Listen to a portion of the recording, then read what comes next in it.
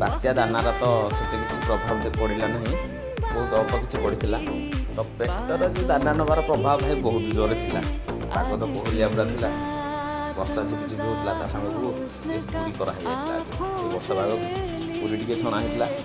ପୁରୀ ଛଣା ସହିତ ପୁରୀଟା ବର୍ତ୍ତମାନ ଫୁଲି ଯାଉଛି ଛଣାଟା, ସେଟା ଖାଇବାକୁ ବି ଭଲ ହେଲା। ଖାଇବା ଆଜି ବାଟେଇଥିଲେ ବାପୁ, ଆଳୁ କଷା ଟିକେ ହେଇଥିଲା, ଆଳୁ ଛୋଟ ଚଣା ମିଶି ଗୋଟେ କଷା ହେଇଥିଲା, ତା ସାଙ୍ଗକୁ ଗରମ ଗରମ ପୁରୀ।